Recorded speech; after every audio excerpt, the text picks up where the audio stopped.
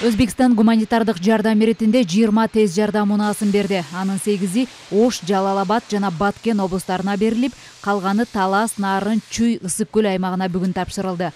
Президенттин Өзбекстанга болгон мамлекеттик сапарынын алкагында гранттык негизде кайтарымсыз колдоо көрсөтүү боюнча сүйлөшүү болгон.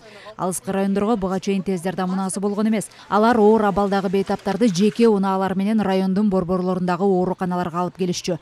Өткөн жылы бюджеттик жана эл аралык уюмдардан түшкөн каражатка саламаттыкты сактоо жана социалдык өнүктүрүү министрлиги 143 унаа сатып алган. Азыркы гуманитардык жардам менен кошо тармакта 163 жаңы унаа болду. Алардын баары муктаж болгон алыскы аймактарга таратылган. Бардык областтарга 2 машина бөлүнүп берилди. Андан сырткары Ош шаарына бөлүнүп берилди. Андан сырткары Бишкек шаарына бөлүп бердик бул машиналар боюнча. Андан сырткары биздин ушул спец мындай айтканда управление президенти бар. Ошонун астында дагы биздин спец больницабыз бар. Аларга да бөлүп бердик. То есть бардык керектүү болгон медициналык уюмдарга бүгүнкү күндө биз бул медициналык жардамды бөлүп бердик.